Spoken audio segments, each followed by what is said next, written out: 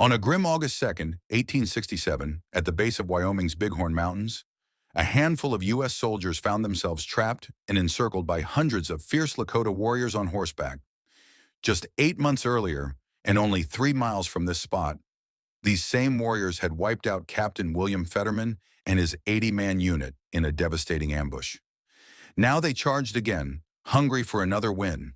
With no escape in sight, some soldiers kicked off their boots, ready to fight in socks. They'd fashioned loops from their shoelaces to hook under their rifle muzzles, allowing a quick toe-pull trigger if capture loomed. Better that than the horrors of being taken alive. But two factors turned the tide: their relentless firepower and a clever barricade of 14 overturned wagon boxes, which provided crucial cover like improvised forts in the open prairie. At the helm was 36-year-old Captain James Powell, a figure nearly erased from the history books. Details on him are scarce, but one superior noted his rough edges. Illiterate, with a sailor's mouth full of colorful curses. Yet Powell had guts to spare, earning him a reputation for unshakable nerve. He joined the Army as a teen, diving into the tail end of the Mexican-American War in 1848, where he honed his skills in brutal frontier skirmishes. Through the 1850s, he rode with the cavalry, climbing to first sergeant before the Civil War erupted, landing him a commission as second lieutenant in the 18th U.S. Infantry.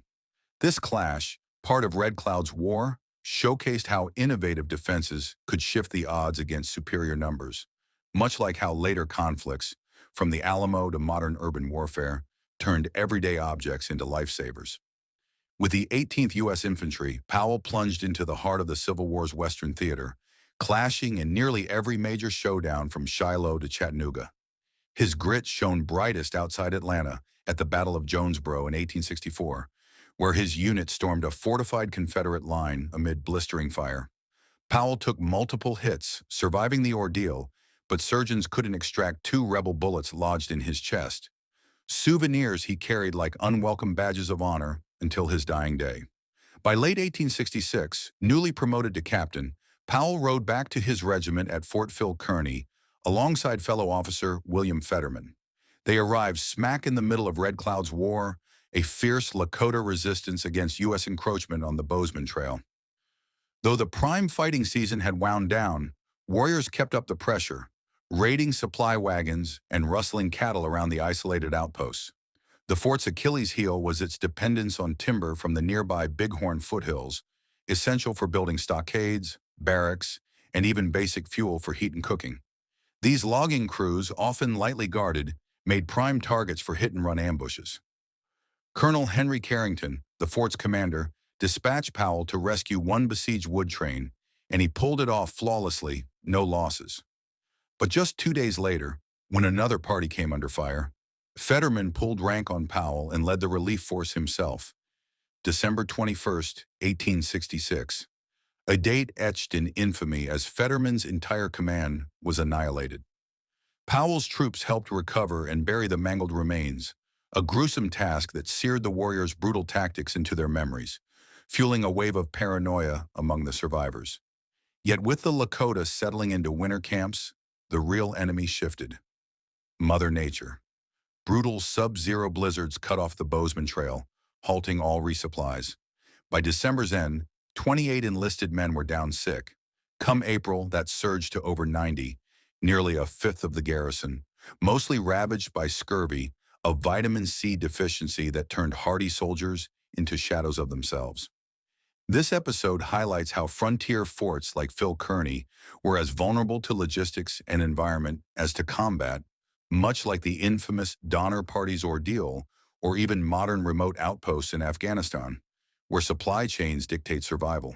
Surprisingly enough, the troops at Fort Phil Kearny endured the identical illness that tormented seafaring mariners over many centuries. Yet it adds up once you ponder it. Each group of fighters and seamen back then consumed identical rations, chiefly preserved beef and dry biscuits, plus such meals missed the essential vitamin C for warding off scurvy.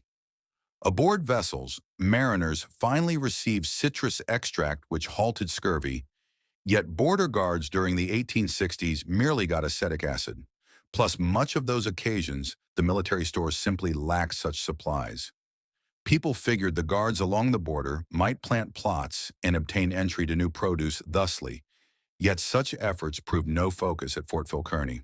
A fighter from the outpost remembered, every guy who stayed at the outpost when they built it caught that scurvy. Certain ones dropped molars and certain ones their limb mobility.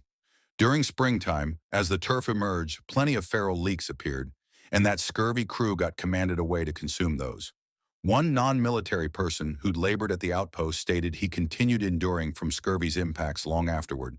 As the fresh year arrived, that military got restructured, and Powell's unit, Unit C, 2nd Battalion, 18th Infantry, became Unit C, 27th Infantry. As springtime's mild climate hit, that combat period restarted. Red Cloud's Conflict Segment 2. Numerous of those troops at Fort Kearny got sent on tasks across that Powder River region, stuff such as guarding postal runners and shielding provision trains. Such tasks consumed much personnel since without assigning sufficient guys, those ghost-like Sioux could attack, afterward vanish. During the start of April, one postal train got discovered close to Powder River, having all personnel slain, plus that correspondence tossed about that trap spot. During the end of June, one big group of natives neared that outpost, yet those weren't Lakota or Cheyenne. Those included 125 camps from Absaroki, known as Crow plus Nez Perce. Those Absaroki had fought against those Lakota Sioux plus Cheyenne during unknown durations. Plus, as the European came into that zone, those Absaroki teamed up alongside those arrivals. You understand, foe of my foe becomes my ally kind of thing. This could serve as a fine spot to note that even though those Sioux asserted that armed outposts on that Bozeman path violated their territory, based on that settled 1851 pact at Fort Laramie, Siouxland stayed really more eastward, plus those Absaroki people asserted that territory westward from that Powder River at which those outposts stood. Simply one small factual detail that finally lacks true importance. After all, no one adhered to that pact's conditions. That day following those Absaroki reached that outpost, one Sioux battle team drove off those Absaroki's horses. Those Absarokis, commonly known as Crow, chased those Sioux, regained much of their horses, plus stated they had slain 3 Sioux fighters. One unit from cavalry plus infantry traveled alongside those Absarokis to defend plus support those amicable natives. Several days afterward, those Crow departed to hunt by that Bighorn River. Those Absarokis known as the Crows weren't those sole guests at Fort Kearny during that summer. Much like every additional official catastrophe, you realize lawmakers will become engaged. Plus, they created one unique panel to probe Fetterman's battle. Powell got questioned by that panel during July 24th. Plus, to cut a lengthy tale brief, his statements, combined with additional ones, blamed Colonel Carrington beneath that vehicle rather than Fetterman. Carrington truly disliked this, plus would subsequently compose one response to that panel regarding Powell's statements. That's entirely governmental intrigue outside that range of this tale, yet it's reasonable to state it likely felt like a comfort for Captain Powell as his 51-member unit departed Kearny during that close of July. That became his unit's shift for their 30-day cycle at that timberland, protecting those loggers who chopped timber for that outpost. That timberland stayed one zone several kilometers westward from that outpost near that bottom of those Bighorn Mountain. Those loggers labored by one distant location named that lateral encampment, situated by small piney stream around 1 kilometer away from that Donkey Group Plus enclosure. Non-military haulers transported United States military carts toward Plus away from that timberland. For creating additional space upon those carts, 14 cart containers got taken off their cart frames, plus set upon that dirt inside one ellipse. Such containers functioned like one enclosure. Those stayed set distant sufficient separately, thus one guy might stroll amid those, yet near sufficient so those animals couldn't. Those troops set up their shelters one brief span toward that southward from that enclosure. Powell dispatches 12 men for protecting those loggers, plus another more 13 men for guarding those carts toward Plus away from that station. Such departs leave 26 troops, plus his recently arrived second-in-command initial, Lieutenant John Jennis. 24-year-old John Jennis had passed much of that civil conflict inside one battlefield cannon unit protecting Washington, D.C.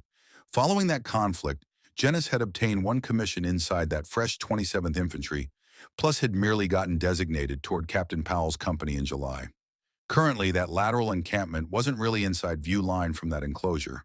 Thus, one tiny lookout, or whatever they named one sentry station during then, got created upon one hillock many hundred meters southward from that enclosure. That stayed there, which during August 2nd, 1867, Private Sam Gibson, at 18, one from those newest guys inside that unit, got assigned as a guard. Following morning meal, Gibson stayed by his station as one comrade troop initially observed enemy fighters descending down the hill. Plenty of warriors. Such warriors were mainly Lakota Sioux. Following that yearly Sundance, those Sioux plus Northern Cheyenne stayed keen on bringing the battle toward the Army, yet they couldn't concur upon which optimal way for doing such. The Cheyenne desired to assault Fort C.F. Smith inside southward Montana, yet that bulk from those Sioux wanted to return toward Phil Kearny. The warriors chose to pursuing their instincts plus assaulting whichever objective they desired. Those Sioux picked Phil Kearny. In every event, those battle leaders intended for employing that identical strategy which had caused their victory versus William Fetterman. Pause until those troops discharged their guns. Afterward, charge rush those troops while they were reloading and overwhelm them in close combat. Yet the warriors had failed to anticipate one critical factor, the weapon in Sam Gibson's grasp. Just a few weeks prior, the men of Company C had exchanged their antiquated muzzle-loading muskets for newly issued trapdoor Springfield rifles, which loaded at the breech. The old muskets could manage roughly 3 shots in a minute. These new Springfields could fire 5 or 6 times as fast. Speaking of which, does anyone know the sustained rate of fire for the modern M4 carbine? The attacking warriors assumed Powell's soldiers would fight just as Fetterman's men had 8 months earlier. Now, Fetterman's troops had been armed with muzzle-loading rifled muskets, much like this one here. This is an older model, later converted to a percussion lock system. It actually saw use during the Civil War. The firearms Fetterman and Powell used were about this long, but Powell held a crucial edge that Fetterman did not, one the warriors were also unaware of. One thing that occurs to me, positioned behind this wagon box with a rifle this long, is how tight the space feels. Personally, I'm not sure I'd crawl inside this wagon box. I doubt it offers much more protection than simply taking cover behind it. I believe this would be the better position. Gibson couldn't help but fire at the warriors, but the pickets soon saw they were vastly outnumbered and sprinted back toward the corral. Captain Powell did the same, who had been bathing in a nearby creek. The warriors swiftly overran the outlying camp, killing 3 soldiers and driving the rest into the surrounding hills. Several hundred mounted warriors chased off the men tending the mules and captured the herd. Powell and Jenness rapidly assembled their available soldiers and passed out ammunition around the wagon boxes, forming the corral. Gibson and the other pickets still had to sprint several hundred yards to safety, evading the warriors' gunfire. Luckily for them, one soldier emerged to provide rescue, Max Lipman, a company NCO who spoke barely any English. He laid down covering fire as the men scrambled into the corral. Gibson feared a reprimand from his commander for abandoning his post without orders, but Powell instead commended him, saying, "You've acted nobly, my boy. You could not have done better. Now, men, find your places in the wagon boxes. You will be fighting for your lives today." Within minutes, hundreds of mounted warriors had surrounded Powell's command. He commands 26 soldiers, along with 4 civilians who managed to reach the corral. One of them is R.J. Smith, a seasoned teamster who had been at Fort Phil Kearny since it was first established. Smith would later say the soldiers, by 1867, had learned from earlier clashes with the hostiles that fleeing from an attack was the worst course of action. These soldiers now carried superior firearms and were much more skilled at fighting the Indians.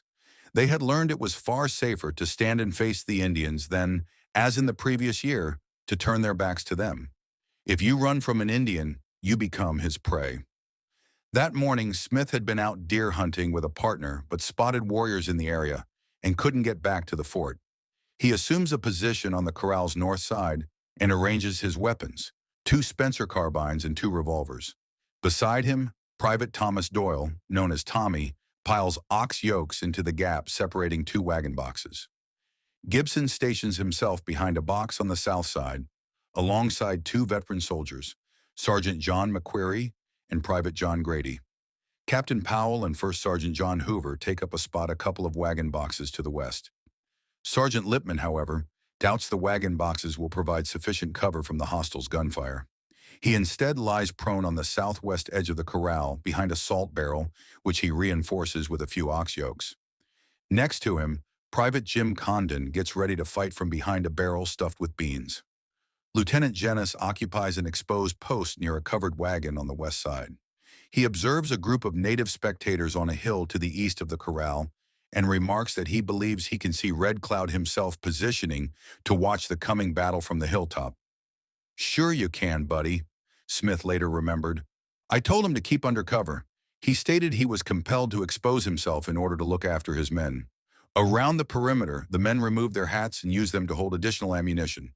Their preparations are suddenly interrupted as the Lakota warriors launch their assault. Powell then shouts one of the only orders he will give for the entire engagement. "Men, here they come. Take your places and shoot to kill." At the wagon boxes, there is little to no conversation. As Max Lippman noted, "When we saw the hundreds upon hundreds of savage warriors pressing forward against our little improvised fort, not a man in the entire command expected to come out of that fight alive." Private Gibson would later recall that the expression on the men's faces wasn't one of despair, but of a solemn and determined focus. The Lakota's initial move against the corral was a mounted charge, sweeping across the plain from the southwest. Their strategy was sound. Let the soldiers fire their volley and empty their single-shot muskets. Wait for that critical moment when ramrods came out to reload, and then close the distance quickly to overrun the position. But to the warriors' dismay, that expected lull in the firing never came. With great courage, the Lakota pressed forward to within 100 yards of the corral, yet the relentless and concentrated fire from the soldiers' lines finally forced them to withdraw. As Gibson remembered, the attempt cost the warriors heavily, while the soldiers enjoyed the advantage of a steady rifle rest from behind their defenses. The indigenous fighters were, by then, all within easy and deadly range, and the soldiers' fire cut them down in great numbers. This devastating outcome was far from what the Lakota battle plan had anticipated. The warriors fell back beyond the effective range of the rifles, but the plain was now strewn with their wounded. In the culture of the Plains warriors, abandoning the dead or injured was unthinkable if there was any way to prevent it. The watching soldiers, even from their defensive position, couldn't help but be impressed by the incredible horsemanship as warriors leaned from their mounts at full gallop, plucking fallen comrades from the earth without breaking stride. Yet the warriors did not retreat from the field. The soldiers could clearly see mounted messengers racing back and forth, and the sound of war cries carried on the air. Gibson summed up the feeling in the corral. They didn't know what form it would take, but they were certain another attack was imminent. It was clear the warriors had resolved on some desperate measure. All the soldiers could do was wait and watch, gripped by a terrible, wordless suspense. During the tense buildup to one of these charges, a shout went up about the tents. The soldiers' own canvas tents, still standing, were obstructing their view of the approaching warriors. From Private Gibson's wagon box position, John Grady yelled to him, "Come on, kid!" Along with a few others, the two men sprinted to the tents and hastily loosened the guideline ropes, causing the canvas shelters to collapse. Just as Grady and Gibson made a dash for Captain Powell's tent, First Sergeant Hoover's voice rang out, ordering them to get back to cover immediately. The defenders in the corral were stretched too thin. They couldn't afford to send men to every threatened point. Recognizing this, the Lakota shifted their approach. They identified a key vulnerability in the corral's position, a steep, concealing drop-off just to the north. Abandoning another mounted charge, warriors now dismounted and used this natural terrain as cover, inching perilously close to the perimeter. From the edge of the drop-off, skilled marksmen began to target the soldiers with deadly accuracy. On that threatened north side, R.J. Smith worked his Spencer rifle and revolvers relentlessly, prudently saving 2 final pistol rounds as a last resort should the warriors ever break through. He would later reflect that in all his prior experience, he had never seen indigenous fighters endure such punishment with such resolve. They had, as he put it, brought all their sand with them. The defenders' own resolve was tested early. Private Henry Haggerty was shot through the left shoulder, but continued to work his rifle with his right hand. His comrades kept word of his injury quiet, fearing it would demoralize the others. But some wounds couldn't be hidden. On the west side, Lieutenant Genesis was shot in the head and killed instantly. Lippman tried to move a dead mule to shield the body, but it was too heavy. Sergeant Robertson, instead, laid a wagon cover over him. The casualties mounted. Shortly after, Tommy Doyle, stationed next to R.J. Smith on the north side, was shot in the forehead. Private Haggerty, still fighting, was hit a second time and died. For hours, the Lakota pressure was relentless, threatening to finally overwhelm the men in the wagon boxes. The dismounted marksman to the north proved especially lethal. In fact, every soldier killed that day was hit by fire originating from that direction. Slowly, these hostiles began working their way clockwise around the corral, launching sudden rushes toward the boxes, only to be driven back each time by desperate volleys. Conditions inside the enclosure were horrific. Beyond the constant fear of death, the deafening noise and thick, acrid gun smoke were overwhelming. And, as it was a corral, the ground was littered with old animal dung, which was now set alight by fire arrows launched by the attackers. The combined stench and smoke were choking. Thirst became a critical concern. As canteens ran dry, word passed that there was water in 2 kettles stowed under a wagon just west of the corral. Under covering fire from the north side, 2 men crawled out, retrieved the kettles, and dragged them back to the desperate defenders. Securing that water was a small mercy, but it did nothing to stem the relentless Lakota assault. By this point, the assault was coming from both the east and the north, with hundreds more warriors looking on from the surrounding hills. 2 more privates went down, one shot in the shoulder and another in the thigh. The soldiers had now been locked in a desperate, close-quarters fight for their lives for nearly 4 hours. Lakota warriors had pushed to within mere feet of the wagon boxes. The situation looked grim. So I think it's fair to say that what happened next took everyone by complete surprise. A cannon shot. I'm not kidding. Major Ben Smith, the fort's second-in-command, had been ordered to lead what we now call a quick reaction force, a rescue mission for Company C. Warriors had also appeared near Fort Phil Kearny itself that morning, and observers posted on Pilot Hill could clearly see the battle smoke rising from the wagon box corral. Major Smith advanced with a column of 100 soldiers, bringing along a mountain howitzer and 10 supply wagons. The assumption back at the fort was that Company C had suffered devastating losses, if they hadn't been wiped out entirely. The cannon blast from Smith's column served a dual purpose: to scatter the warriors and to signal any surviving soldiers that help was almost there. In his official report, Major Smith wrote that upon arriving, he saw evidence of a stubborn and severe fight. The relief force was met with ecstatic celebration by the bone-weary defenders in the corral, and the post surgeon, Dr. Samuel Horton, gave every survivor a hearty swig of whiskey from his keg. Upon returning to Fort Phil Kearny, the post commander declared that every man who fought in the wagon boxes would receive a medal. The exact casualty numbers from the fight are notoriously difficult to confirm with precision. The Army's losses were recorded as 3 killed and 2 wounded at the corral itself, with another 3 soldiers killed at the earlier side camp. Regarding the Lakota and Cheyenne warriors, Captain Powell's official report estimated their losses at roughly 60 killed and another 120 wounded. In the years since, claimed casualty figures have swung wildly, from over 1,000 down to just a handful. Whatever the true human cost, the federal government had already reached a decision on how to handle Red Cloud in the conflict. They had calculated that pursuing peace would be far less expensive than continuing a war. In fact, a peace commission had been established even before the wagon box fight took place. This led to the signing of another treaty at Fort Laramie in 1868. As part of its terms, the Army agreed to abandon the forts lining the Bozemantrail. In a twist of history, this concession was somewhat symbolic. The nearing completion of the Transcontinental Railroad would soon have made the Bozemantrail obsolete regardless. Nevertheless, Red Cloud had achieved a definitive victory, one of the rare instances where a Native American tribe successfully forced the United States government to back down.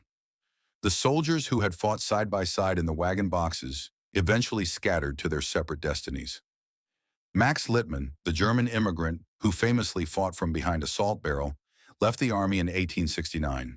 Sam Gibson, the young private from the fight, made the Army his lifelong career, serving for decades across the western frontier. John Jennis, the lieutenant killed in the corral, was first buried at the Fort Phil Kearny Cemetery. His remains were later reinterred at the Custer National Cemetery on the Little Bighorn battlefield. Today, he rests beside other officers who fell during Red Cloud's War, forming a small, somber officers' row within the sacred ground. So what became of Captain James Powell? The Post returns from Fort Phil Kearny for February 1868 hold a brief, telling entry beside his name. He was relieved from active duty under Special Order No. 6. Following the wagon box fight, the Post surgeon examined Powell and concluded that his old combat injuries rendered him unfit for further duty. Powell applied for a leave of absence and departed Fort Phil Kearny for good in October of 1867. He tried his hand at farming for a while before finally settling down with his wife in Peoria, Illinois. Alongside his physical wounds, there were whispers of struggles with his mental well-being in the years that followed. He spent the final 15 years of his life secluded within his Peoria home, passing away in 1903.